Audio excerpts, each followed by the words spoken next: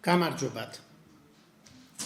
ძვირფასო ტელემაყურებლებო, დღეს ჩვენ ვაგრძელებთ პირდაპირ გადაცემას ფაზის აკადემიის კვლევები. მე გახლავართ გია კვაშლავა, ფაზის აკადემიის პრეზიდენტი. ჩვენ წინა პირდაპირ გადაცემაში გავაჟღერეთ ის მნიშვნელოვანი საკითხები, რომელიც უშუალოდ ქართულ სახელმწიფოს 4000 წლით ათარიღებს. ანუ 4000 წლოვანი ქართული სახელმწიფოებრიობის ისტორიის დამადასტურებელი დოკუმენტები წარმოვადგინეთ.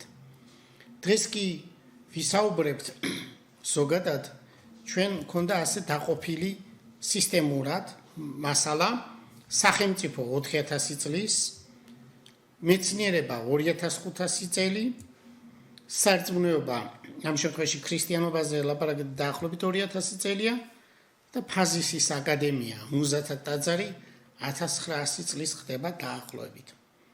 ეს ჩვენი კვლევების თანახმად, რასაც საუბრობთ, ეს არის წერილობით ძეგლებში მოცემული მასალების, ანუ მეცნიერული კვლევების შედეგად მოცემული მასალის დათარიღების მიხედვით არის ეს ყოველივე წარმოდგენილი. ჩვენ არ გვაქვს ის შეხედულებები, რომელიც ზოგჯერ ჩდება Facebook-ზე, არადაუმტკიცებადი, არამედ ეს არის ძალიან სერიოზული მასალა, ჰიპოთეზა იმისა, რომ ასეთი სახი წარმოვადგინოთ ქართული სახელმწიფო. ჩვენ უფრო ადრე გავაჟღერეთ ეს თემა, საქართველოს ღვინისა და ხორბლის სამშობლო დაახლოებით მინიმუმ 8000 წლისა, ზოგი მეცნიერული კვლევების შედეგად ეს უფრო შეიძლება დაძველდეს. ამიტომ დღეს ჩვენ ვაგრძელებთ რიგის მიხედვით. დასაწყისში ჩვენ საუბრობდით როგორც სახელმწიფო 4000 წელი, დღეს გვექნება მეცნიერებაზე საუბარი. აი სწორედ ფაზისის აკადემია, მუზათა ტაძარი ცდილობს, რომ თავის სამეცნიერო სივრცეში აღადგინოს ის მიდგომა, რომელიც სამსახოვანია ადამიანის აზროვნებაში. ეს არის მითოსური აზროვნება, რელიგიური აზროვნება, ფილოსოფიური აზროვნება. ძირითადად ფაზის აკადემიაში რელიგიური და ფილოსოფიური აზროვნება საკმაოდ კარგად იყო. აი მითოსური თემებიც ბევრჯერ ჟღერდებოდა, საერთოდ ბერძნული მითები და ბერძნული ფილოსოფია ძირითადად შეზავებულია ამ შეხედულებებით, მითოსურით, რელიგიური და ფილოსოფიური. ეს არ განსხვავდება ამ მეცნიერული კვლევების დროს. მეცნიერება, როგორც 2500 წლის, ამას ჩვენ ფიქრობთ, რომ შეიძლება ასე აღნიშნოთ, ქართული მეცნიერებაზე შეგვიძლია ეს დაუშვათ და ამ საკითხებზე გესაუბრებით, რატომ უნდა დავათარიღოთ ასეთი სახით და ეს არის თუ არა არგუმენტირებული, ანუ არის ის თუ არა, რომელიც რეალობასთან გვაკავშირებს. ყოველ შემთხვევაში მინდა გავიხსენო არისტოტელეს სიტყვები.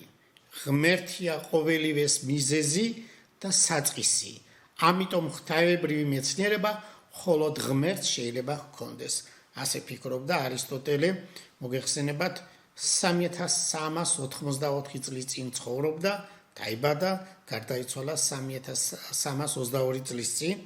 აი წარმოიდგინეთ არისტოტელეს შესახებ ბევრმა კარგად იცის, მაგრამ ზოგადად ტელემაყურებლებმა უნდა იცოდნენ, რომ არისტოტელე ერთ-ერთი დიდი მოაზროვნეა საერთოდ კაცობრიობის ისტორიაში და ეს არის მისი ნაშრომები დღემდე მნიშვნელოვანი ფიზიკაში, ასტრონომიაშიც, ასევე ეკონომიკაში. სხვათა შორის მან შემოიტანა ტერმინები მათემატიკის მეცნიერება და ეკონომიკის მეცნიერება. დღეს ჩვენ საუბარი გვექნება უფრო ადრეულ პერიოდზე, არისტოტელემდე პერიოდზე, ეს არის პითაგორას სამოსელზე საუბარი გვექნება. დაახლოებით პითაგორა დაიბადა 2570 წლის წინ და გარდაიცვალა 2497 წლის წინ.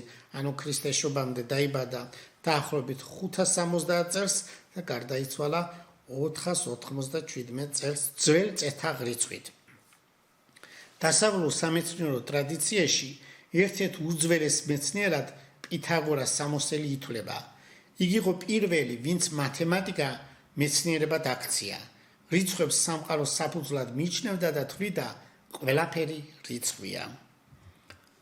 მას მიეწერება როგორიცაა თქვენთვის კარგად ცნობილი პითაგორას თეორემა, პროპორციების თეორია, დედამიწის სფერული ფორმა და სხვა. პითაგორამ დაარსა პირველი ორგანიზებული სამეცნიერო ფილოსოფიური სკოლა, სადაც დაკვირვება და ლოგიკა მითოსურ აზროვნებას ჩაენაცვლა. აი, რაზეც ჩვენ საუბრობდით, მითოსური აზროვნებაში უკვე გაბატონდა რელიგიური და შემდეგში უკვე ფილოსოფიური აზროვნება. დაკვირვება და ლოგიკა ეს უკვე ფილოსოფიურ აზროვნებაშია წარმოდგენილი. ჩვენ ახლა გვინდა მოგაწოდოთ ინფორმაცია იმის თაობაზე, რომ პითაგორას სამოსელს აქვს წარმოშობა ბერძნული წერილობითი წყაროების მიხედვით, რამდენიმე წერილობითი წყარო არის. ეს არ არის მისი დროის პერიოდის, ანუ თანა მისი პერიოდის დროინდელი ხელნაწერები, რა თქმა უნდა, ეს მოგვიანო პერიოდისა, ახალი წელთაღრიცხვის მეორე-მესამე საუკუნეში არის და წერილობით წყაროებში, ბერძნულ წერილობით წყაროებში დაფიქსირებული, რომ პითაგორა წარმოშობით არა ბერძენი, არამედ ეტრუსკელი პელაზგია. აი, ახლა ამ საკითხზე გესაუბრებით.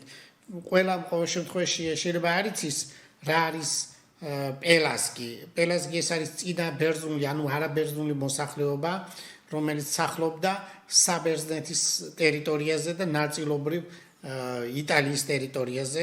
ეს ის კულტურა, რომელმაც საფუძველი ჩაუყარა ევროპის პირველ საძირკველს, შემდეგში მოსულმა ბერძნებმა მათი კულტურა აითვისეს. და ბერძნული წერილობითი წყაროების მიხედვით პელაზგები არიან იგივე კოლხური ტომების, ანუ ქართველური ტომების მონათესავები და გვაქვს ჩვენ ამაზე წერილობითი ძეგლი, ისევე ბერძნულში, რასაც ამტკიცებს, რომ პელაზგი ეს იგივეა, რაც კოლხური ტომები. ახლა ამ შემთხვევაში ახალი წელთაღრიცხვის მეორე-მესამე საუკუნეში დიოგენე ლაერტელი ასეთი მოღვაწე გახდათ და ის წერდა, რომ პითაგორა ეტრუსკი ეს არის დღევანდელი იტალიის რუმის ჩრდილოეთ ნაწილში გავრცელებული ცივილიზაცია. გაგახსენოთ იმ მხრივ, რომ ლათინელების როგორც სახელმწიფოებრივი ჩამოყალიბებამდე ეტრუსკები იყვნენ, სახელმწიფოებრივი გამოცდილების მქონეები და მეფეები. ბერძნული და ლათინური მითებიდან მოგეხსენებათ, რომ ეტრუსკების დედა ღვთაება იყო კოლხი, ხალღმერთი, აიეტის და კირკე და ბერძნულ ლათინური დოკუმენტებში აღნიშნულია, რომ კირკეს შვილები არიან ლატინუსი და რომუსი. აი ეს ზოგწყაროსი იტალოსიც არის დასახელებული. მოგეხსენებათ ყოველ შემთხვევაში ერთ-ერთი მნიშვნელოვანი წყარო ლიტერატურული თვალსაზრისით ევროპის პირველი ლიტერატურული წყარო ჰომეროსის ილიადა და ოდისეაში. ეს მასალები ძალიან კარგად არის გაჟღერებული კირკესთან დაკავშირებით. შემდეგ მოგვიანებით ბერძნულ წყაროებში სხვადასხვა ავტორი, ჰესიოდე და სხვაები, კალიმაკე, მაგალითად აპოლონიის როდოსელის აქვს დაწერილი არგონავტიკა. ეს წერილობითი ძეგლები, რომელიც არის ლიტერატურული ნაწარმოებები, ძალიან მნიშვნელოვანი და მაღალი დონისაა. და ეს საერთოდ ჩვენ კლასიკური ფილოლოგიის მიმართულებით უნივერსიტეტი ძალიან განვითარებულია, მაგრამ ზოგადად ქართულმა საზოგადოებამ ეს წიგნები უნდა წაიკითხოს. ქართულად თარგმანი არსებობს, ჰომეროსის ილიადა და ოდისეა ქართულად გვაქვს. დიდი ხნის წინ ითარგმნა, განსაკუთრებით მე-20 საუკუნეში აპოლონიის როდოსელის არგონავტიკა, როგორც პროზაული, ასევე პოემის სახით თარგმანი არსებობს ორი ვარიანტი. ეს ჩვენ ყოველ შემთხვევაში უნდა ვიცოდეთ. აი ამ თვალსაზრისით მოხსენებულია რიგი ინფორმაცია, როგორც ლიტერატურული ინფორმაცია ამ მასალებში და ზოგჯერ შეგვიძლია ვიფიქროთ, რომ ეს რეალობასთან არის დაკავშირებული. აღნიშნულია ეს მასალა და აი აპოლონიის როდოსელში მოხსენებულია ასეთი ციტატა არგონავტიკაში: მაკრისელთა პელაზგური ლაშქარი მოგვადგაო. მაკრისელს თავად ბერძნული განმარტებელი იქვე განმარტავს, რომ ეს არის მაკრონები. ყოველ შემთხვევაში მცირე ისტორია მაინც რომ ვიცოდეთ, მაკრონები ცნობილია როგორც მეგრელ ლასთა საკმო სახელი, უფრო ადრეული, რომელიც არის დაცული ბერძნულ წერილობით ძეგლებში. ასე რომ გამოდის, რომ ერთ-ერთი ქართველური ტომი მეგრელებისა ლაზებისა, ანუ კოლხური ტომის სახელი მოხსენებულია როგორც პელასგად, ანუ მაგრისელი ეს არის პელასგი. აი ეს ერთი დოკუმენტი კიდევ არსებობს სხვა მასალა, რომ პელასგები ეს არიან არაბერძნული, არაინდოევროპული წარმოშობის და ბევრ ავტორს, როგორც უცხოელს, ისევე ქართველს მიაჩნია, რომ პელასგები სავარაუდოდ უნდა იყვნენ წინარე ქართველური მოსახლეობის ნაწილი. აი ამაზე საუბრობს ბერძნული წერილობი ძეგლები, როგორც პელასგებზე და ეტრუსკების სახელით არის ცნობილი იტალიის ნახევარკუნძულზე ეს უდიდესი ცივილიზაციის ხალხი. და დასახელებულია ბერძნულ წერილობის ძეგლში, რომ მაგალითად ენეიდა ეს არის არაჩვეულებრივი ნაშრომი ლათინურად ლიტერატურული ნაწარმოები, ესეც ტროას ომთან არის დაკავშირებული და იქიდან წამოსული პიროვნებები გადავიდნენ იტალიაში, ჩრდილოეთ იტალიაში, ეტრურიაში, ეტრუსკები ამიტომ ქვია. ესენი წარმოშობით ბერძნული წერილობის წყაროები წერენ, ესენი არიან პელასგები. თუ ამ მასალებს დაუჯერებთ, ესე იგი პელასგი არის კოლხური ტომი, პელასგის წარმოშობა უკავშირდება ეტრუსკებს და ესენი ერთი წარმოშობის, ერთი მოდგმის ხალხი არიან, ესე იგი საბერძნეთის კუნძულებსა და კონტინენტურ საბერძნეთის მაცხოვრებლებს პირობითად მეცნიერები პელასგებს უწოდებენ, ასე ქართველურ ანუ კოლხურ ტომთან არის კავშირი, ხოლო თუ იტალიის კონტინენტზე ადრეულ პერიოდში სანამ ლათინური ცივილიზაცია, ანუ რომაული ცივილიზაცია ფეხს მოიკიდებდა, იქამდე იყვნენ ძალიან დიდი კულტურული წარმოშობის ხალხი ეტრუსკები და ამათ ერთმანეთთან ნათესაობა აქვს. სხვა ეს არის ბერძნული წერილობის წყაროების მიხედვით, მაგრამ ახლა გენეტიკურმა კვლევებმა რიგი ფაქტები აჩვენა, რომ მათი მონათესაობა ახლანდელი კვლევებით უკვე გაირკვა, რომ ეტრუსკებს, პელასგებს პირობითად რაც დავარქვით, ქართველურ ტომებს ერთი წარმოშობა აქვს, ერთი გენეტიკური ინფორმაცია აქვს. ყოველ შემთხვევაში ეს ერთი კვლევაა გენეტიკური, მაგრამ წერილობით ძეგლებში ბერძნულ და ლათინურში ეს მასალა დაფიქსირებულია. მოდით შევთანხმდეთ ასე, რომ რადგანაც ეს ინფორმაცია ძალიან რთულია და ფართოა, ესე იგი აღნიშნოთ ხაზგასმით, რომ პელასგი, ეტრუსკი და კოლხი ეს არის ერთ-ერთი ქართველური ტომების ნაწილი, რომლებიც გასახლდნენ ადრეულ პერიოდში შავიზღვისპირეთსა და კავკასიაში კულტურული განვითარების შედეგად, ხორბლისა და ვაზის კულტურის განვითარების შედეგად, მიგრაცია ბევრ სხვა საკითხთან იყო დაკავშირებული, მაგრამ ერთ-ერთი სოფლის მეურნეობის განვითარებასთან და აგროკულტურის განვითარებასთან დაკავშირებით რაღაცა ნაწილის საზოგადოება გადასახლდა კონტინენტურ საბერძნეთისა და კუნძულებსა და იტალიის ნაწილში.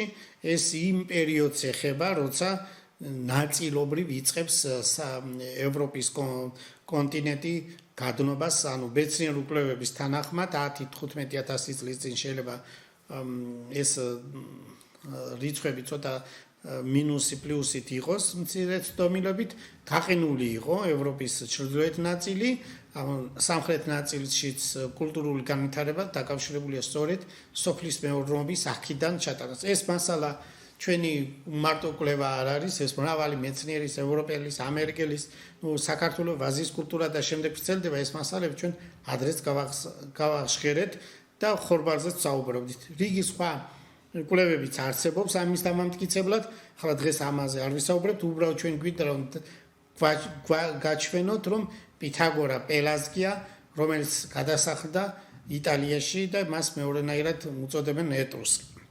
ახლა წერილობითი ძეგლი. ახალი წელთაღრიცხვის მეორე საუკუნეში, როგორც ვთქვი, დიოგენე ლაერტელი წერდა პითაგორა, ტისენელი ეტრუსკი იყო, რომლის წინაპრები პელოპონესის, ანუ პელასგის ქლიუსიდან გააძევეს. აი ეს პელასგია, ეს არის დღევანდელი პელოპონესის საბერძნეთის სამხრეთ ნაწილი, რომელსაც ადრე პელასგიის ნახევარკუნძული ერქვა. სხვათა შორის პელასგიასთან ნახევარკუნძულთან ახლოს არის დიდი კუნძული, მაკრისი ერქვა, აი სწორედ მაკრონების ერთ-ერთ განსახლებას ბერძნული წერილობით წყაროები ამ კუნძულს უკავშირებენ. სხვათა შორის ბევრი მითი, მაგალითად მედიას ვაჟიშვილთან არის დაკავშირებული, მედიას ერთ-ერთ ვაჟს ლასით, ესე იგი თესალოსი ერქვა და ამიტომ დღესაც თესალია ერთ-ერთი რეგიონია საბერძნეთში. ყოველ შემთხვევაში ეს რიგი მასალა არსებობს და გავაგრძელოთ ახლა პითაგორასთან დაკავშირებით. ახალი წელთაღრიცხვის მესამე საუკუნეში სხვა ავტორი, მაგალითად პორფირი ტვირელი წერდა, რომ პითაგორას მამა ტირსენელი ეტრუსკად არის მიჩნეული, რომელიც კუნძულ ლემნოსზე ცხოვრობდა. კუნძული ლემნოსი დღევანდელი ეგეოსის ზღვისპირეთში მდებარეობს, მოგეხსენებათ ახალი ათონთან ახლოს არის, ახალი ათონის სივრცე წარმოდგენილი აქვს ქართველებს ასე თუ ისე და ლემნოსზე სახლობდა პირველ ეტაპზე ასე არის წარმოდგენილი, შემდეგში ჩანს რომ ის გადასახლდა კუნძულ სამოსზე. აი ამ საკითხებზე რომელზეც ჩვენ ვძველობთ ეს დაწერილია ბერძნულად. ყველა წერილობითი ძეგლი სათითაოდ ჩვენ მიერ არის მოძიებული, ნანახი და ეს რიცხული გვაქვს ყოველ შემთხვევაში ეს ყველა ფოტო მასალა გადაღებული და ჩამოტანილი. აი ეს ძალიან მნიშვნელოვანია ჩვენ გავიაზროთ ჩვენი კულტურის უძველესობა. და რატომ გჭირდება ახლა სწორედ პითაგორას როგორც წარმოშობაზე ვისაუბროთ. ლემნოსის საუბრობდით, ეს არის კუნძული ხმელთაშუა ზღვაში, პელაზგი სამკვიდრებელი, ზემოაღნიშნული განმეორებები იძლევა საშუალებას რიგი სხვადასხვა ჰიპოთეზების, მაგალითად ლემნოსის კვიდრი ტომების გაიგივება ქართული მოდღვის ეთნიკურ ერთეულთან, ყოველ შემთხვევაში ამას წერს ახლა, რაც მე წავიკითხე, პროფესორი აკაკი ურუშაძე 1964 წელს, რომელიც სპეციალისტი გახდა და მიმართულებით, ვინც თესეუს კლასიკური ფილოლოგიის სკოლა იცის, ეს ადამიანი უნდა გაიხსენოს მაღალი რანგის მეცნიერი გახდათ. ლემნოსი კვიდრი პელაზგური ტომით იყო დასახლებული, ამას ამბობს აკაკი ურუშაძე და იქვე ამბობს, რომ კოლხეთისა და კუნძულ ლემნოსის ურთიერთობებისათვის მას სპეციალური ნაშრომიც კი აქვს დაბეჭდილი 1954 წელს უნივერსიტეტის შრომებში ტომ 37 ნაწილშია ეს დაბეჭდილი. ახალი წელთაღრიცხვის მეორე-მესამე საუკუნეში ცნობილი ბერძენი მოღვაწე პლუტარქე წერდა პითაგორა წარმოშობით ტირსენელი ეტრუსკი იყო. ამდენად ძველი წერილობითი ძეგლები, წერილობითი ბერძნული წყაროების მიხედვით მრავალმა ევროპელმა მეცნიერმა იმუშავა, ყოველ შემთხვევაში ეს მუშაობა დაიწყო 1826 წლიდან და 1970 წელსაც ბევრი რიგი მასალები იქნა გამოტანილი სააშკარაოდ. ბერძნული წყაროების მიხედვით ჰაინრიხ რიტერი, ედუარდ ცელერი, უილიამ სმიტი წერდნენ, რომ პითაგორა წარმოშობით ეტრუსკი პელაზგი იყო. ეს არის დაწერილი გერმანულად და მოცემულია სმიტი ცნობილი ლექსიკოგრაფი იყო ინგლისელი, მას რამდენიმე ტომი აქვს, 3 ტომი ამ შემთხვევაში, სხვა ტომეულებიც აქვს, ამ შემთხვევაში ბერძნული კულტურაში გამჟღავნებული მნიშვნელოვანი მასალა დაფიქსირებული პითაგორას და სხვა პირებთან დაკავშირებით. ჩვენ ახლა რაც ადრე გავაჟღერეთ რამდენიმე წუთის წინ აპოლონის როდოსელის ციტატაზე კიდევ მოვუბრუნდებით. აპოლონის როდოსელი პელაზგებად მიჩნევს მაგრელთა ტომს, ანუ მაგრესელებს, მაგრელ ვაშკას და პელაზგური ლაშქარი ასე ანახსენები, რომელსაც ისევ გავიმეორებთ ძველბერძნული წერილობის წყაროების კომენტატორი ან განმარტებელი ასე განმარტავს. მაგრელი ეგრეთ წოდებული მაგრონებია, რომლებიც გადმოსახლებული არიან კუნძულ ევეადან, ეს კუნძული არის მაგრისი, ადრე ერქვა ასე, საიდანაც მაგრონები ეწოდათ. აი ეს წერია სიტყვა სიტყვით. აქვე წერს განმარტებელი ევბიას, როგორც ვთქვით, მაგრისიც ერქვა, ასე წერს წყარო, ევბია მეზობელი მხარეა პელოპონესისა, რომელიც უწინ პელაზგიად იწოდება. სიტყვა სიტყვით ბერძნულად ასე არის დაწერილი. გვინდა არ გვინდა წერილობითი ძეგლები ამას წერს და გადმოგცემენ. კოლხური ტომის პელაზგი მაგრონების დაკავშირება კუნძულ ევბეასთან, ანუ მაკლისთან, სრულიადაც არ უნდა იყოს შემთხვევითი. ამას ამბობს პროფესორი აკაკი ურუშაძე. და აქვე ამას ადასტურებსო, ამბობს თვითონ ანტიკური წყაროთა ჩვენებები შორეულ საუკუნეებში ქართველურ ტომთა დიდ სივრცეებზე განსახლების შესახებ. აი ეს მასალა არის ბერძნულად დაწერილი. ბერძნული წერილობითი წყარობის მიხედვით ივანი ჯავახიშვილი, არონ ჩიქობავა, სიმონ ყავჩიშვილი, სიმონ ჯანაშია, აკაკი ურუშაძე და სხვები წერენ, რომ მაკრონი, ანუ პელაზგური მოდგმის დასავლურ ქართველური წარმოშობის მეგრელ ჭანთა, ანუ ლასთა სატომოს სახელს აღნიშნავს. სხვათა შორის აკაკი ურუშაძე ბევრჯერ განმარტავს, მაგალითად მაკრონები და იქვე უწერია კოლხური ტომი, რომელიც პელაზგურ ხანაში კუნძულ ებიაზე მაკრისზე მოსახლეობდა. იგივე მაკრელები, ანუ მეგრელები, სანები, ანუ ჭანები. მაკრონები, როგორც ვთქვით, დასავლურ ქართული კოლხური სატომოს სახელია, აი ამას განმარტავს ყოველ ნაბიჯზე, ყოველ შემთხვევაში აკაკი ურუშაძის წიგნი ძველი კოლხეთი არგონავტების თქმულებაში 1964 წელსაა გამოცემული და ეს წერია 528 გვერდზე განმარტების სახით არის წარმოდგენილი, ჩვენ ვეძახით დამატებას როგორც ინდექსი. აქვე აღნიშნავს აკაკი ურუშაძე მაკრონები რას წერს? ამავე რიგისაა ქვემოთ განხილული ბერძნულ წყაროში დაცული ცნობა კოლხური ტომის მაკრონების შესახებ, ეცნობა ჩანს უძველეს გადმოცემებს ეხრძნობა და კოლხური მოდგმის მაკრონებს პელაზგებად აღიარებს. აქვე პელაზგურ ტომებად დასახელებულია მაკრელების გარდა, მაკრონების გარდა ჰენიოხები. მას ამბობს დიონისიოს პერიეგეტის თხზულებაშია ეს მოცემული პირველ-მეორე საუკუნე ჩვენ წელთაღრიცხვამდე და ის წერს ასეთ ნაშრომს დასახლებული სამყაროს აღწერილობა, სადაც წერია ჰენიოხები ძიქებთან, ანუ ჯიქებთან ერთად პირდაპირ პელაზგური წარმომავლობის ტომადა გამოცხადებული. გვარი სამეგრელოში ჯიქია მოგეხსენება, შეიძლება ამ ხრივ წარმოშობაც უკავშირდებოდეს. ყოველ შემთხვევაში პელაზგური ტომების დასახელება არა მარტო ერთია, არამედ სხვაც არის დასახელებული. ძველი წელთაღრიცხვის მეხუთე საუკუნის ძველი ბერძენი ისტორიკოსის ჰელანიკე მიტინ-ლენელის მიხედვით ეს 2500 წლის წინ ცხოვრობდა.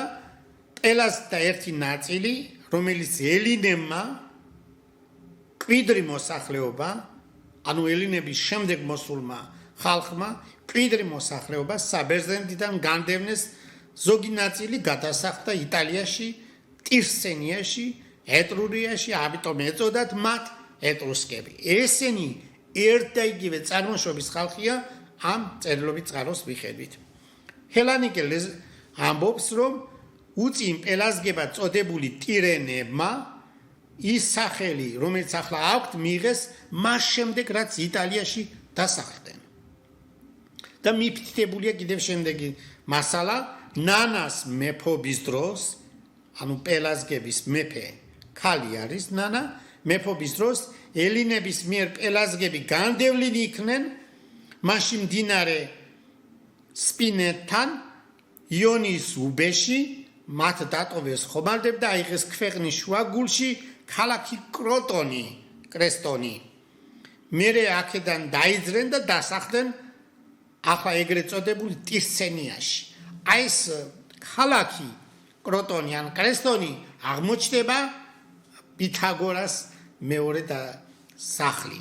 ლემნოსზე ზოგი წყაროს მიხედვით სამოსზე ცხოვრობდა და საერთოდ ჩვენ ვიცით, რომ პითაგორა იწოდება პითაგორა სამოსელი კუნძულის მიხედვით. და ეს ადამიანი, რომელიც არის მათემატიკის მეცნიერება, საერთოდ მეცნიერების განმავითარებელი და პირველი მნიშვნელოვანი ფიგურა თალესი შემდეგ, აი ეს პირი ძალიან მნიშვნელოვანია. სხვათა შორის ჩვენ დღეს გაჩვენებთ, რომ თალეს იცნობდა პითაგორა. ესე იგი, სახლობდნენ იტალიის რომის ჩრდილოეთ ნაწილში, კორტონა, კრესტონი, აი ეს არის ეტრურია, ტოსკანა. ყოველ შემთხვევაში დღეს მაინც ვიცით ეს სახელი ტოსკანას არქეოლოგიური ზონა, შეგიძლიათ ეს დაათვალიეროთ. კიდევ წავიკითხავთ ძირითად წყაროს, ჰელანიკე ამბობს, რომ უწინ პელაზგებად წოდებული ტირენებმა ის სახელი, რომელიც ახლა აქვთ, მიიღეს მაშინ, როცა იტალიაში დასახლდნენ.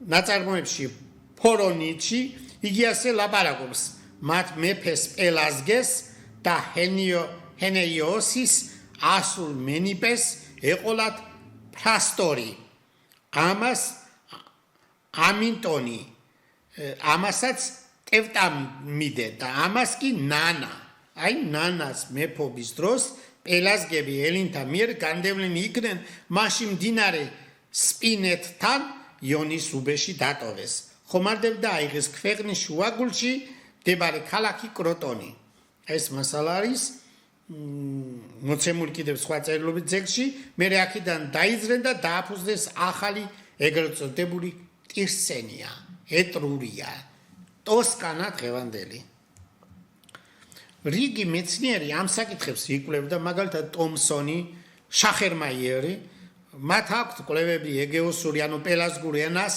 ეტრუსკოთან ერთად კავკასიური ენებთან მონათესავე აგლუტინაციურ ენად მიიჩნევს აი ეს კვლევები გასულ საუკუნეში უკვე იყო ეტრუსკები განმარტებული აქვს აკაკი ურუშაძეს თავის სკოლიოში ანუ განმარტების ბოლოში ეტრუსკები ანუ ტირენები ანუ ტირსენები ანუ პელაზგური ტომი ძველი კოლხეთი არგონავტების ბუნებაში გავიმეორებთ ეს არის პროფესორი აკაკი ურუშაძის წიგნი 1964 წელს გამოცემული თბილისის სახელმწიფო უნივერსიტეტის გამოცემის მიხედვითაა გამოცემული გამოკვლევა აქვს ძალიან მნიშვნელოვანი ბერძნული ტექსტები ქართული თარგმანით და შენიშვნებით აი ეს წიგნი ძალიან უნდა ვიცოდეთ როგორც მათემატიკაში გამრავლების ტაბულა ასე თუ გვეცოდინება ეს დეტალები ჩვენთვის აღარ იქნება ყოველ შემთხვევაში მოულოდნელი ქართველი მსმენელებისთვის ახლა სპეციალისტებმა ძალიან კარგად იციან მაგრამ ფართო საზოგადოებისთვის ვაკეთებთ ამ მნიშვნელოვანი ინფორმაციის წარმოჩენას მინდა წავიკითხო ერთი ციტატა ეს არის სტრაბონი პირველ საუკუნეში ცხოვრობდა მიჯნაზე ძველისა და ახალი წეთაღრიცხვის მიჯნაზე ცნობილი მნიშვნელოვანი პირი იყო ძველ ბერძნულ სამყაროში სტრაბონი და მოგეხსენებათ მას ისტორია აქვს დაწერილი და ეს ისტორია რამდენიმე ტომს მოიცავს სტრაბონის მოკლე ისტორიული ნაწილი ისტორიის მოკლე ნაწილი თარგმნილია ქართულად ერთ ტომს წარმოადგენს თინათინ ყაუჩიშვილის მიერ და ქართულად შეგიძლიათ ნახოთ, მაგრამ საკმაოდ ბევრია. მე შემიძლია მიგითეთოთ, არა მარტო ეს წიგნი სტრაბონის რამდენიმე ტომი ერთიანად გამოცემული აქვს ჰარვარდის უნივერსიტეტს რამდენჯერმე. ეს არის ჰარვარდის უნივერსიტეტის გამოცემას აქვს ასეთი ძალიან მნიშვნელოვანი ხედვა, რომ ერთ ნაწილში ერთ გვერდზე დაიბეჭდოს ბერძნული ორიგინალი ტექსტი და მეორე გვერდზე იყოს შესაბამისი ინგლისური თარგმანი და ასეთი გამოცემები ჩვენ ახლა ბევრი გვაქვს ყოველ შემთხვევაში მე 550 ტომს ვიცნობ სხვადასხვა წერილობით ბერძნული ძეგლებისა და ეს ასევე ის რაც არ არის გამოცემული ჰარვარდის უნივერსიტეტის მიერ ეს არის ლათინურად და ბერძნულად ის წიგნები რომელზეც ჩვენ მიგითითებთ ყოველ შემთხვევაში რომ ვიცოდეთ ქართველების უძველესი ისტორიის შესახებ რატომ მაინც და მაინც ბერძნული წერილობის წყაროებში მაშინ ბერძნული ენა როგორც დღეს არის ინგლისური საერთაშორისო ურთიერთობისთვის ამიტომ რამდენიმე ერი მარტო ერთი კი არა უამრავი ერი კომუნიკაციისთვის ინფორმაციის გაცვლისთვის და სამეცნიერო ენად იყენებდნენ ბერძნულს და ასე შემოინახა ბერძნულმა ეს ყოველივე ჩვენთან დაკავშირებით სტრაბონი წერს კოლხეთის ქვეყნის სიმდიდრე ოქროს ვერცხლის რკინისა და სპილენძის სიუხვე იყო არგონავტების ლაშქრობის ნამდვილი მიზეზი იასონისა და მისი მდევარი კოლხების ლაშქრობის კვალი არის კრეტაზე კუნძულ კრეტაზე იტალიასა და ადრიაში ვენეციის ახლოს კალიმაქე აღნიშნავს რომ კოლხებმა დააფუძნეს ქალაქი რომელსაც კოლხურ ენაზე უწოდეს პულა ქალაქი ხორვატიაში ეს დღესაც შეგიძლიათ ვიკიპედიაში ჩაიხედო და აი სწორედ პულას რომ მოძებნით იქ წერია რომ ეს დაარსებულია კოლხების მიერ სხვა ძეგლებიც არსებობს ლათინურად დაწერილი მაგალითად დავასახელებ პლინიუსის ნაწერს და იწერია ციტატა ასეთი ოლკინიუმი რომელსაც ადრე კოლხინიუმი დღევანდელი ულცინი ქალაქი მონტენეგროში ერქვა და კოლხების მიერ არის დაარსებული. აი სიტყვით უბრალოდ ჩვენ ვამატებთ იმას, რომ ულცინი ქალაქია მონტენეგროში დღეს, რომელსაც ადრე ერქვა კოლხინიუმი, ანუ ოლკინიუმი. ეს წერია ლათინურად. კიდევ დავასახელებდით ერთ წყაროს ისევე პლინიუსიდან. აი პლინიუსი წერს, რომ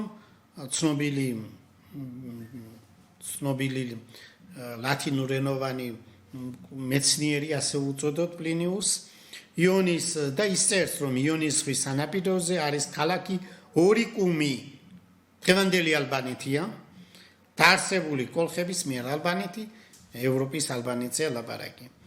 აქ კიდევ არის წერილობით წყაროებში, რომ აიეტის ძმის სახელიც კი კვია აფსირტიდები, ასეთ სახელით აფსირტე ერქვა აიეტის ძმას და ეს ნახევარკუნძულები, პატარა კუნძულების სახით დღევანდელი ხორვატიის სივრცეში შედის და აი პოლოსთან ახლოს არის. ეს ისტორიები ჩვენ უნდა ვიცოდეთ. ყოველ შემთხვევაში, ქართველთა მონათესავე ტომები, როგორც თქვი, ცხოვრობდნენ უძველეს ხანებში ბალკანეთის ნახევარკუნძულზე, ეგეოსის ზღვის კუნძულებზე. ამას წერს ცალსახად სიმონ ყაუჩიშვილი, ალექსანდრე გამყრელიძე. ჩვენ შეგვიძლია გავეცნოთ მათ თარგმანებს, გეორგიკა, რამდენიმე ტომია. მაგალითად, ერთ-ერთ წყაროში წერია ასეთი გამარტების სახით აკეთებს ქართველი მკვლევარი აკაკი ურუშაძე. აიეტის მიერ კორინთოს მიტოვება, ეს კორინთო დღევანდელი პელოპონესის, ანუ კორინთო, ვინც ერკვევა ყოველ შემთხვევაში სანაოსნო სისტემაში, ეს არის გადასასვლელი. დღეს კორინთოს ყელი არსებობს, სადაც გემები გადადიან, ხელოვნურად გზა არის გაჭრილი, პატარა რამდენიმე კილომეტრი და აი ამ კორინთოს ადგილას, თქვენ შეგიძლიათ ინტერნეტში მოძებნოთ, ეს იყო აიეტის სამკვიდრებელი. აიეტის მიერ კორინთოს მიტოვება, ანუ აიეტს ეს სივრცეც ეკუთვნოდა როგორც სამეფო, შავი ზღვის სანაპიროზე გადმოსახლდა. ოდისევსის, კირკესა და მედიას გარშემო შეთხზული ამბები და კოლხთა მრავალი კვალი ეგეოსის ზღვის რაიონსა და ეტრურიაში, ანუ დღევანდელ ტოსკანაში, უნდა ასახავდეს წინა ელინური მოსახლეობისა და ინდოევროპული ელემენტის ჭიდილს, ანუ ქართველური მოსახლეობისა და ინდოევროპული, ანუ ელინებისა და ლათინების ერთმანეთთან ჭიდილს, მერმინდელი ელადისა და იტალიის ტერიტორიებზე. აქ გამსtildeულ ამბავთა რეალური ისტორიული შინაარსი მითოლოგიურად არის გაშუქებული. ანუ მითოსი გადმოცემს ამას სხვა ფორმით, თუმცა რეალურ ისტორიულ ნაწილსაც ასახავს ამ შემთხვევაში. დავასკვნათ შეგვიძლია ის, რომ ზემოხსენებული რამდენიმე ტომზე აქვს საუბარი, ზოგი ავტორი 33-ს ასახელებს, კოლხური ტომების სხვა პელაზგურ ტომებთან ერთად დიდ ტერიტორიაზე იყვნენ გავრცელებულნი. ეს როგორც შავი ზღვის პირეთი, კავკასიის სამხრეთ ნაწილი, ხმელთაშუა ზღვის პირეთი, ჩვენ რამდენჯერმე წარმოვადგენდით რუკებს ქართველური მოსახლეობის განსახლების სივრცეზე, ყოველ შემთხვევაში ბერძნულ წერილობით წყაროებში ეს წერია. დიდ ტერიტორიაზე იყვნენ გავრცელებული, ისტორიულ ხანაში კი ამ ტერიტორიის თანდათანობით დავიწყება მოხდა. ამას ამბობს მრავალი სამეცნიერო ნაშრომის ავტორი, მაღალი კვალიფიკაციის მქონე აკაკი ურუშაძე 1964 წელს მან შეისწავლა ძველი ბერძნული წერილობითი ძეგლები, იგივე მოსაზრებები ჰქონდა თინათინ ყაუჩიშვილის აკადემიკოს და აკადემიკოს სიმონ ყაუჩიშვილის. ბრიგი მეცნიერებიც ამას ამბობენ. აკადემიკოსი ოთარ ჯაფარიძე, არქეოლოგი, მას რამდენიმე წიგნი აქვს მნიშვნელოვანი დაწერილი, მაგალითად ოთარ ჯაფარიძეს აქვს დაწერილი ქართველი ტომების ეთნოკულტურული ისტორიისათვის და ეს წიგნი ბევრი ინფორმაციას მოიცავს და მეორე წიგნი ქართველი ერის ეთნოგენეზისის სათავებთან.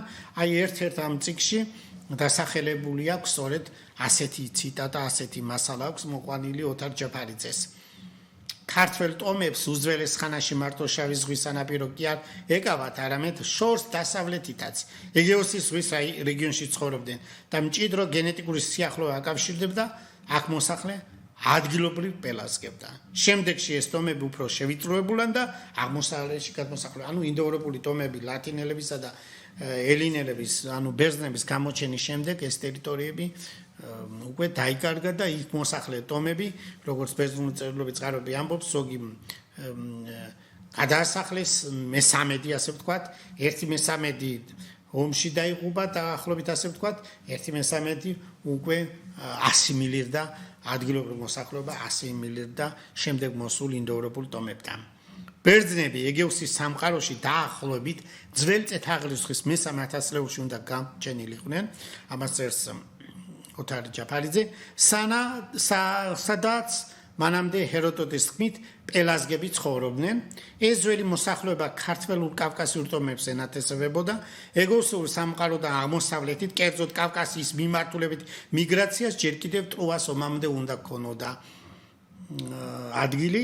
აღნიშნული დასკვნები უპირატესად ზოგიერთ ანტიკურ წყაროში დაცული ცნობების საფუძველზე იყო გამოტანილი. ეგეოსიდან კოლხეთში გადმოსახლების ცნობა უკვე ხდება ძველი წითაღრიცხვის მე-8 საუკუნეში პოეტ ემელოს კორინთელთა. აპოლონის როდოსელის არგონავტიკის სკოლიოში მაკრონების პირველ საცხოვრისად ები ან მაკრისი იხსენიება. მაკრონების შემდეგში მცირე აზიაში გადმოსახლებულან ვირგილიუსთან დაცული ერთი ცნობით ევბეაში მოსახლეობდნენ აგრეთვე ხალიბები მოგეხსენებათ, ტომი პონტოში, ანუ დღევანდელი შავის აღმოსავლეთ პირეთში მაცხოვრებელი ტომები, რომელმაც რკინა აღმოაჩინა. სახელი, სახელწოდება ხალიბიუმიდან, ევბეის სოფლიდან, რადგან აქედან გადმოსახლდნენ, ან ხალიბიუმი ერქვა ევბეის სოფელს, ანუ მაკრისის და აქედან ჩნდება ეს ტომები, რომლებიც რკინის დამუშავების მეთოდი გამოიგონეს და ამიტომ გაჩნდა ეს მათი სახელი და ეს არის კოლხური პელაზგური ტომები. ჩანს რომ ქართველთა პელაზგურ სამყაროსთან კავშირი თითქოს გენეტიკურად შეგვიძლია წარმოვიდგინოთ და გენეტიკური კვლევების თანახმად რიგი მასალაც არსებობს. ჩვენ კიდევ შეგვიძლია წავიკითხოთ შესაქმის წიგნის ლათინურ ვარიანტს წარმოადგენს მნიშვნელოვანი აქ იხსენიება თობელი, საიდანაც არიან თალილელები, ვარაუდობენ რომ ამ უკანასკნელის ნაცვლად უნდა იყოს თესალიელები, თესალია ადრე თქვი რამდენიმე წუთის წინ ეს არის დაკავშირებული მედიას ვაჟიშვილის თესალოსთან სახელთან, თესალია პელაზ და ადგილსაყოფელი იყო, თობელი კი ქართველთა წინაპრად ამიჩნეული. იბერიელების თესალიელებისგან წარმომავლობის ცნობა ტაციტუსთან ხვდება. დიონისიო პერიგეტის თქმით, ჰენიოხები პელაზგიტების ქვეყნის შთამომავალნი არიან. მისი ერთ-ერთი ცნობის კომენტარში ევსტატი აღნიშნავს, უნდა ვიცოდეთ, რომ ზოგიერთი კოლხი ლიგიელები ან ლელეგები შეიძლება გადმოსახლებული არიან ევროპელთაგან. ჰეროდოტეს ცნობაში კოლხების ეგვიპტური წარმომავლობის შესახებ ზოგი ვარაუდით თითქოს ჭეშმარიტების მარცვალი ჩანს და ქართველი ტომების ფართოდ განსახლების მაჩვენებელი უნდა იყოს. აღინიშნა აგრეთვე რომ სინამდვილეში უნდა ასახავდეს ძველი ავტორების არაერთის ნათქვამი ქართველი და ესპანელი იბერების ნათესაობა, ცნობა და ქართველების შემდეგ ესპანეთიდან კავკასიაში გადმოსახლებული. ამას ამბობს ოთარ ჯაფარიძე, აკადემიკოსი ოთარ ჯაფარიძე. ზოგიერთი მკვლევრის აზრით, ისევე ბატონი ოთარის ნაშრომიდან მოვიყვან ციტატას, ძველი წეთაღრიცხვის მე-3 ათასწლეულში აღმოსავლეთიდან ხალხთა დიდი მიგრაციები იწყება დასავლეთით, რომელშიც კავკასიური, კერძოდ ქართველური ტომებიც მონაწილეობდნენ. მათი ეგეოსის დამკვიდრების შემდეგ უნდა ჩამოყალიბებულიყო პელაზგური მოსახლეობა, რომელიც ფართოდ ვრცელდება ეგეოსურ სამყაროში და ხმელთაშუა ზღვისპირეთში. უფრო გვიან ძველი წეთაღრიცხვის მე-14 საუკუნეში მოკიდებული იწყება ეგეოსურ სამყაროდან ხალხთა მიგრაციები აღმოსავლეთ, რადგანაც ინდოევროპული ტომები, მაგალითად ბერძნები და ლათინელები შემოდიან კავკასიის მიმართულებით ბრუნდებიან, რაც შემდეგში უფრო სისტემატურ ხასიათს იღებს, როგორც არქეოლოგიური მონაცემები მოწმობენ, ძველი წეთაღრიცხვის მე-3 ათასწლეულში სამხრეთ კავკასიიდან მართლაც შეინიშნება საკმაოდ ძლავრი მიგრაციების სამხრეთით.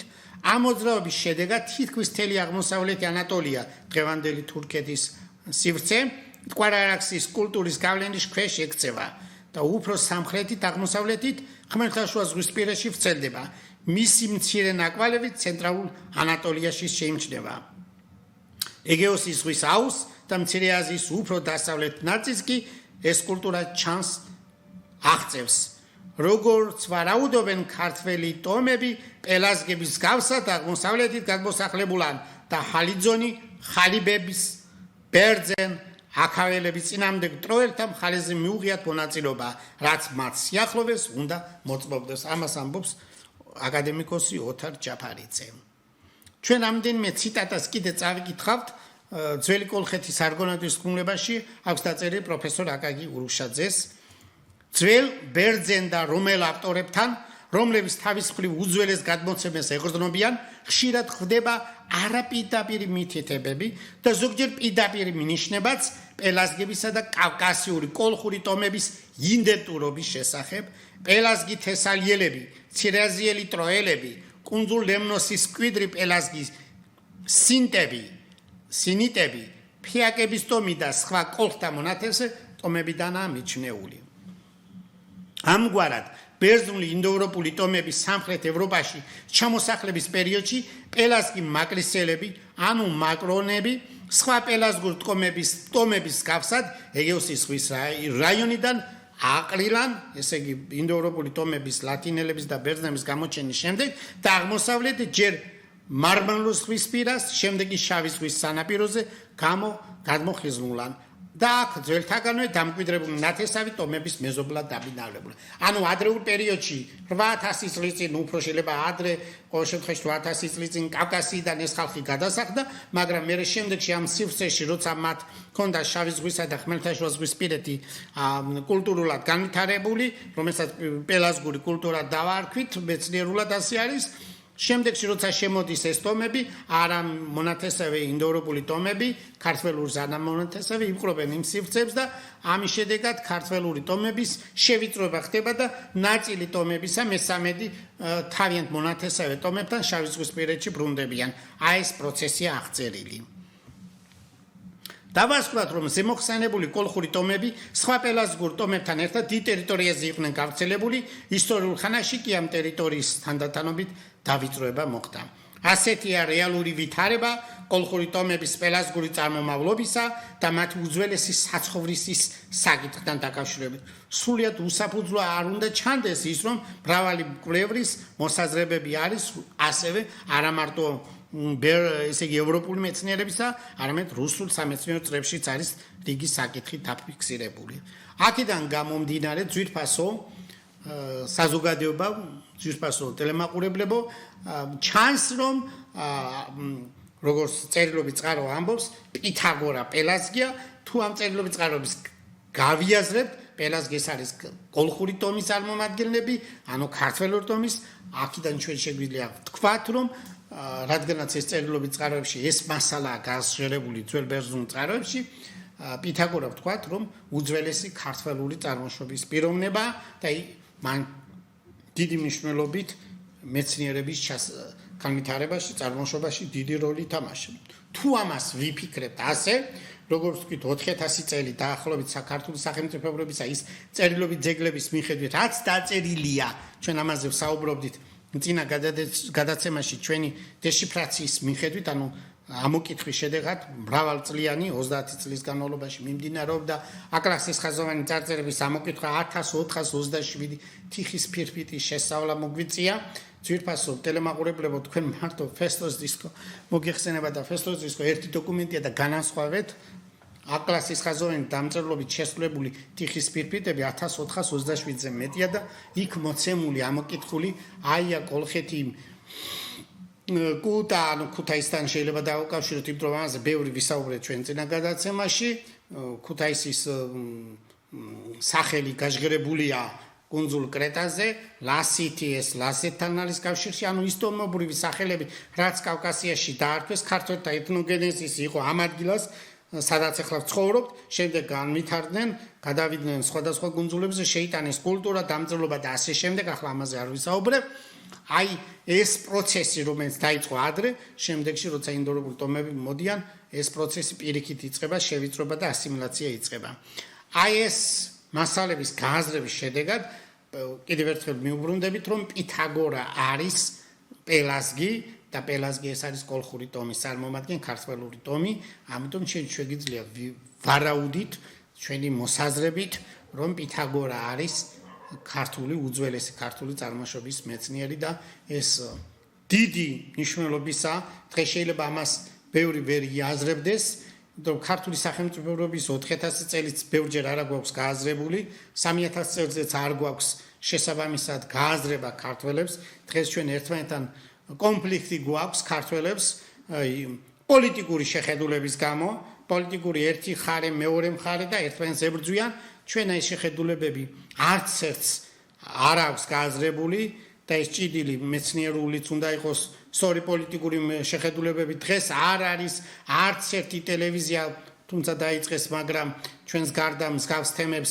არსებობს რამდენიმე ტელევიზია Georgian Times და კიდევ რამდენიმე ცოტა ინფორმაციის სახით დაიწყეს ამ თემებზე საუბარი მაგრამ ქართული TV განსაკუთრებით დიდ ყურადღებას უთმობს ამ თემებს და ვაჟღერებთ უკვე 3 წელზე მეტია ამ ტელევიზიაში ამ თემებს და დიდი მადლობა ამ ტელევიზიის ხელმძღვანელობას რომ ფაზის აკადემიის კვლევებს დროს უთმობს და ფაზის აკადემიას ძალიან დიდი მხარდაჭერა აქვს ამ ხრივ ჩვენ რა თქმა უნდა აკადემიური გარემო ვართ და ჩვენ მეცნიერულად ფიქრობთ ბევრ საკითხებზე ეს უნდა იყოს მიტანილი ქართველ ხალხთან სწორად გასაგებად და შესაბამისად პოლიტიკურმა ფიგურებმა ცოტა დაიოკონ თავიანთი შეხედულებები და იფიქრონ მეცნიერებაზე ასევე წარმოიდგინონ როგორ შეიძლება სამეცნიერო რეფორმა ჩაატარდეს მეცნიერებას თუ არ მიენიჭება უპირატესობა და ნამდვილ მეცნიერზე თუ არ იქნება ორიენტებული კიდევ ვერ ავაწყობთ მეცნიერი კიდევ ერთხელ ხაზგასმით უნდა ახსნა სამწუხაროდ ეს გვიწევს რომ მეცნიერი ის არის ვინც დღესაც აღქვეყნებს შრომებს მაღალ რეიტინგიან ჟურნალებში ამ შემთხვევაში მათემატიკა ფიზიკა ბიოლოგია ქიმია ჩვენთან საკმაოდ კარგად არის მაგრამ გასაძლიერებელია ფილოლოგიური მიმართულების და საისტორიო მეცნიერებები ძალიან მაღალი კვალიფიკაციის არიან, მაგრამ ამ ხრივ რომ მათ სკოპუსები და ვებსაიტში ნაშრომები კონდეთ, ამაზე უნდა ზრუნავდეს უნივერსიტეტები, რომ მათ დახარჯონ ფული ამ მიმართულებით და მაღალი კვალიფიკაციის მეცნიერებს ხარდაჭერა შეუქმნან. აი აქედან გამომდინარე რეიტინგი მეცნიერისა უკვე Google სკოლარი ითulis სკოპუსი ინტერნეტში შეგიძლიათ ეს ყველაფერი ნახოთ მეცნიერებს რა მონაცემები აქვს იმ მონაცემების მიხედვით უნდა ავირჩეთ მეცნიერი როგორც არის დაუშვათ ასოცირებული ასისტენტ პროფესორი სრული პროფესორი ან წამყვანი მეცნიერი რომელიც ახლა შემოაქვს ყოველ შემთხვევაში მე წარმოდგენ არ მაქვს რას ნიშნავს წამყვანი მეცნიერები გერმანიაში არსებობს ეს ფორმები მე ამ საკითხში არ შევეხები არ ვიცი ახლა ამ საკითხს რამდენად კომპეტენტურად წარმოვადგენ მაგრამ მეცნიერი უნდა იყოს საქართველოში მაღალ დონეზე წარმოადგენ იმ რომ როგორც მოგახსენეთ მეცნიერებას საქართველოში 2500 წლის ისტორია აქვს. ჩვენ ქონდა ფაზის აკადემია დაახლოებით 1900 წლის წინ. ეს ხო მცირე ინფორმაცია არ არის. ამის შემდეგ ქონდა გელათის აკადემია, იყალთოს აკადემია. ამ აკადემიებს უნდა დაეხმაროს საქართველოს შესაბამისი ორგანიზაციები, რომ თანამშრომლობა მათი მუშაობა უნდა აღდგეს. ფაზის აკადემია მუშაობს გელათის აკადემია მუშაობს, უნდა ხარი დაუჭიროთ იყალთოს აკადემიას, რომელმაც უნდა დაიწყოს ის მუშაობა, რაც არის მეცნიერო. ყოველ შემთხვევაში ქართული ქრისტიანობის საძირკველიდან მოდის ეს აკადემიები, ორივე ქრისტიანული აკადემიის საძირკველია იყალთო და გელათი. და ახლა ჩვენი კვლევების თანახმად ასევე ფაზის აკადემიას ქრისტიანი პირველი მეცნიერის, ქართველი ქრისტიანი მეცნიერის მარგენ ფაზისელის მიერ არის დაფუძნებული. აი ეს ღირებულება გვაქვს, აი ეს კულტურა გვაქვს, რომლის წარმოჩინება ზომიერებით მაღალი დონით, კვალიფიკაციის მაღალი წარმოდგენით და სამეცნიერო წრეებში ჩვენ უნდა ჩანდეთ, უნდა გამოქონდეს ეს მასალები. არის დღეს სამეცნიერო ნაშრომები დაწერილი, სადაც ფაზისი საერთოდ არ არის შეტანილი. სამწუხაროა ეს, რიტორიკის სკოლაზეა საუბარი. რიტორიკაზეა წიგნი დაწერილი და ფაზის აკადემია არ ანახსენი. მეცნიერი ამბობს, რომ ესო ჰიპოთეზა არისო და საკამათოს არ შევიტანო. როცა თემისტიოსის სიტყვა 354 წელს დაახლოებით არსებობს და მრავალი ქართველი მკვლევრის, აკადემიკოს სიმონ ყაუჩიშვილის, აკადემიკო თინათის ყაუჩიშვილის, აკაკი ურუშაძის და მრავალი ქართველი დიდი კლასიკოს ფილოლოგების მიერ შექმნილ ნაშრომებში, შალვან მუცუბიძის ნაშრომში მოიაზრება, ჩვენ უფლება არ აგვაქვს, რომ რაღაცა არ შევიტანოთ, რაც თქვენ არ გსურთ. და არის ყოველ შემთხვევაში ზოგჯერ შეიმჩნევა, რომ ბევრმა მეცნიერმა ჭყალებში ვამბობ, რიგი მასალები კარგად არ აქვთ გააზრებული. ამიტომ სახელმწიფომ ხელი უნდა შეუწყოს მეცნიერებას. ქართული სახელმწიფოებრიობა 4000 წლისა წერილობითი ძეგლების მიხედვით და ამას ყურადღება უნდა მივაქციოთ. ეს კი არ არის სიტყვის ტრაბახით წარმოვადგინოთ, ეს არის სერიოზული პოლიტიკური ნიშნულობის თემა და ამას უნდა პატრონობა. თუ პელაზგია პითაგორა და ის პელაზგი ქართველია, ყოველ შემთხვევაში წერილობითი ძეგლები ამას ამბობს, პითაგორის დაბადებიდან ათვლით დაახლოებით 2500 წლისაა. ჩვენ შემდეგ გადაცემაში ძვირფასო ტელემაყურებლებო იმ თემის მიხედვით, როცა თქვით ქართული სახელმწიფო 4000 წლისაა, ქართული მეცნიერება 2500 წლის და ქართული ქრისტიანული რელიგიის ასაკი დაახლოებით 2000 წლისაა. ჩვენ ახლა ოფიციალურად ამ წელს აღნიშნავთ სახელმწიფო ოფიციალურად აღიარებული რელიგიას ქრისტიანობის, ანუ სახელმწიფოს მიერ გამოცხადებული იქნა 326 წელს, მაგრამ რიგი წერილობითი წყაროების მიხედვით ასევე ქართველი მკვლევრების მიერ შეიძლება ეს ყოფილიყო 324 წელს. ახლა 2 წელს მნიშვნელობა არ აქვს, მაგრამ ამ ღირებულებებს, ამ ფასეულებებს სერიოზული ხედვა ჭირდება, სერიოზული მიდგომა და თსუ-ში და სხვა უნივერსიტეტებში რიგი მეცნიერები, რომლებიც არიან განსხვავებულად მაღალ დონეზე მკვლევრები და ყველა სამუზეუმო და საბიბლიოთეკო სისტემაში ყოფნი, რომლებიც იყვნენ ევროპაში, ამერიკაში და მათ ჩამოაქვს ეს ყოველ შემთხვევაში მეც მომაქვს ეს ბაზალები, მრავალ 46 მუზეუმიდან და ბიბლიოთეკიდან ჩამოტანილი გვაქვს ასალები. ამის გაცნობა, ამისი მნიშვნელოვანი კვლევების წარმოჩენა უნდა იყოს უნივერსიტეტში. უნივერსიტეტში უნდა იყოს სტუდენტი და ამას უნდა ისმენდეს. ეს არის უნივერსიტეტი, ეს არის აკადემია, აი ამ დონეზე უნდა იყოს. მარტო სასწავლო მნიშვნელობით აკადემია და უნივერსიტეტი ვერ განვითარდება. აი ეს ღირებულებებია გასაკეთებელი და სახელმწიფომ სერიოზულად უნდა იფიქროს. ვინც ამას ხელს კარგად მოკიდებს და გააკეთებს, ის ქვეყანა აშენდება. სხვა შემთხვევაში ქვეყანა ვერ აშენდება. ძირითადი აგური სისტემა მშენებლობისა სახელმწიფოსი მეცნიერებიდან და განათლებიდან იწყება.